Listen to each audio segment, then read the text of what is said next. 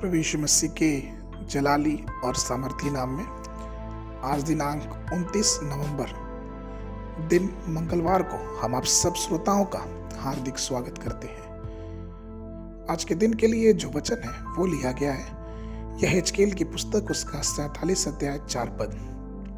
वचन कहता है, उसने फिर 1000 हाथ मापकर मुझे जल में से चलाया और जल घुटनों तक था। फिर और 1000 हाथ मापकर मुझे जल में से चलाया और जल कमर तक था।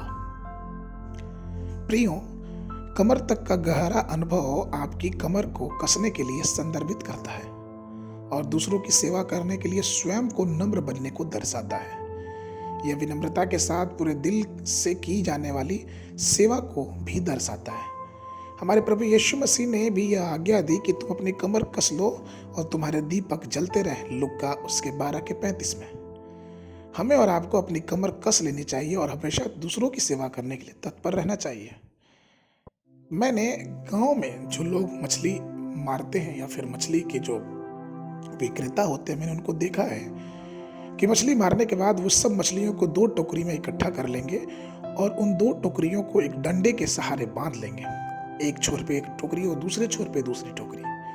उसका पूरा भार वो अपने कंधों पे उठाएंगे और अपने गंतव्य स्थान तक, चाहे वो 5 किलोमीटर हो 10 किलोमीटर हो, चलते रहेंगे। इससे पहले कि वो उस भारी भरकम टोकरी को अपने कांधे पे उठाएं, वो अपने कमर को एक तौलिया या फिर कपड़े से चारों तरफ से कस के बांध लेंगे।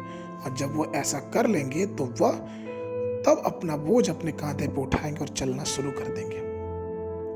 कमर कसने की इस क्रिया यह दर्शाती है कि उनके अंदर दृढ़ संकल्प हो गया, दृढ़ विश्वास हो गया कि अब जब तक वो उस गंतव्य स्थान तक नहीं पहुंचेंगे तब तक वो रुकने वाले नहीं हैं। प्रेरित पौलुस ने भी प्रभु की सेवा करने के लिए अपनी कमर कस ली और वह कहता है फिलिपियों की पत्री उसके 3 अध्याय 13 और 14 पद में कि हे भाइयों, मेरी भावना यह नहीं कि मैं पकड़ चुका, परंतु केवल यह एक काम करता हूँ कि जो बातें पीछे रह गई हैं उनको भूलकर आगे की बातों की ओर बढ़ता हुआ निशाने की ओर दौड़ा चला जाता हूँ, ताकि वह इनाम पाऊं जिसके लिए परमेश्वर ने मुझे यीशु मसीह में ऊपर बुलाया है।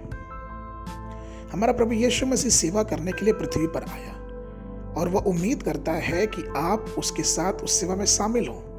जहां आत्माएं जो अधलोक की ओर जा रही हैं, उन्हें उस अधलोक की शक्ति और पाप की शक्ति से मुक्त करके प्रभु के मार्ग में लेके आए। इसलिए अपने टखनों तक के गहरे अनुभव और घुटनों तक के अनुभव के बाद और आगे बढ़ें और दृढ़ संकल्प और प्रतिबद्धता के साथ कमर बांधकर गहरे अनुभव में उतरते जाएं, जहां अपनी पूरी शक्ति के साथ उसकी सेवकाई करने के लिए आप अपने आप को समर्पित कर दें। कमर तक के गहरे पानी में प्रवेश करने के लिए आपको अपनी कमर को दृढ़ता से बांधना पड़ेगा। प्रेरित पौलुस इफिसियों की पत्री उसके 6वें अध्याय के 14 पद में कहते हैं, जो सत्य से अपनी कमर कसकर और धार्मिकता की झिलम पहनकर। हम यूहन्ना की पुस्तक में यीशु की सेवकाई में एक बहुत अच्छी घटना पढ़ते हैं, जहाँ यूहन्ना की पुस्तक उसके 13 के 5 में लिखा है कि तब बर्तन में पानी भरकर चेलों के पांव धोने और जिस अंगोछे से उसकी कमर बंधी थी उससे पूछने लगा। इस बात पे ध्यान दे कि परमेश्वर जो कि दुनिया का राजा है, उसने खुद को एक नम्र बना दिया। उसी प्रकार से प्रियो, हम भी जब परमेश्वर की आत्मा में कमर तक के पानी के अनुभव में चलते हैं तो हमारा जीवन एक विनम्रता का जीवन हो जाता है। हम भी अपने जीवन को बहुत ही विनम्र बना लेते हैं और अपने कमर को कस के हर प्रकार की सेवा में अपने जीवन को परमेश्वर के लिए समर्पित कर देते हैं। इसलिए आइए उस कमर तक के गहरे पानी में अर्थात प्रार्थना और सेवा के अनुभव में अपने जीवन को चलाएं और परमेश्वर के हमेशा करीब बने रहें। आज के मनन के लिए लूका रचित सुसमाचार 4 अध्याय 18 पद कि प्रभु का आत्मा मुझ पर है, इसलिए कि उसने कंगालों को सुसमाचार सुनाने के लिए मेरा अभिषेक किया है और मुझे इसलिए भेजा है कि मैं बंधुओं को छुटकारे और अंधों को दृष्टि पाने का सुसमाचार प्रचार करूं और कुचले हुओं को छुड़ाऊं। बाइबल अध्ययन के लिए सुबह के समय यहेजकेल की पुस्तक उसका 35 और 36 अध्याय, संध्या के समय 2 पतरस की पत्री उसका 1 अध्याय। परमेश्वर आप सबको आशीष देवे।